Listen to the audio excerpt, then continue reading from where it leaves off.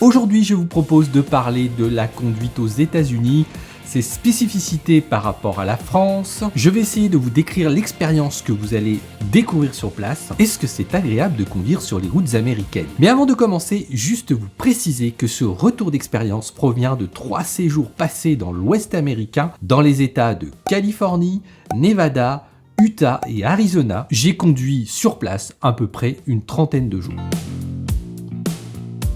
Vous allez certainement louer une voiture sur place, c'est évident. Donc, je vous dois un retour d'expérience aussi sur ce point. Pour ma part, j'ai déjà utilisé les services de Hertz et Sixt dans le Nevada et la Californie. Je ne vais pas m'attarder sur les détails. Hormis le fait qu'ils essayent de faire du commerce et de vous vendre des assurances, l'expérience est plutôt cool. Prendre une voiture, c'est simple, on ne s'embête pas avec les petites rayures, pas besoin de faire un état des lieux. Le principe là-bas, c'est la confiance. Alors merci par contre de ne pas en abuser. Vous aurez besoin de votre permis de conduire, le permis de conduire qu'on a en France, le permis européen, et surtout la carte bleue qui a servi à réserver la voiture.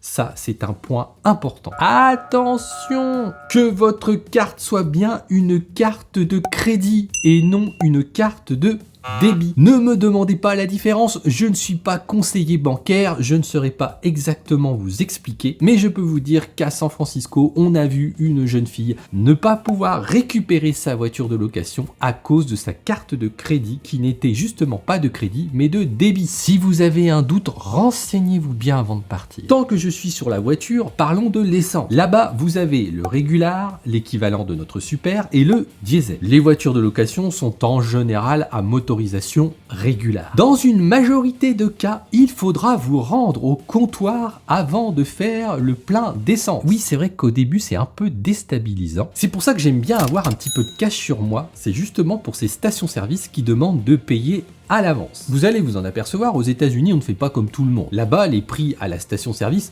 ne sont pas en litres, mais en gallons. Un gallon équivaut à 3,8 litres environ. Je ne vous parlerai pas en détail des prix parce qu'ils ont beaucoup évolué et à mon avis, ils évoluent encore beaucoup en ce moment. S'il y en a qui sont de retour des États-Unis, eh bien, mettez-le en commentaire. Ça pourra donner des indices à ceux qui regarderaient la vidéo. On va voir dans cette rubrique quelques spécificités par rapport à chez nous. Je pense que je ne vous apprends rien quand je vous dis que là-bas, on ne parle pas en kilomètres, mais en miles. Pour rappel, un mile égale 1,6934 km. Il faut donc avoir en tête que les limitations de vitesse sont donc indiquées en miles par heure et non en kilomètres heure. Pour avoir un ordre d'idée, en général, dans les villes, vous devez rouler aux environs de 30 miles, soit à peu près 50 km/h. Sur les routes principales, c'est souvent 55 miles, soit 90 km/h. Et sur les autoroutes, c'est minimum 65 miles, soit 110 km/h. Mais vous le verrez sur place, les vitesses fluctuent énormément d'un état à un autre, voire même d'un comté à un autre. Tant que je parle de vitesse, une chose étonnante peut vous arriver aux États-Unis, c'est de vous faire doubler par un camion alors que vous roulez à 120 km/h. Ne soyez pas étonnés, les poids lourds ne sont pas bridés. Ils ont donc la capacité à vous doubler sans problème. Une grosse particularité par rapport à chez nous, ce sont les croisements et leurs feux tricolores. Là-bas, les feux se situent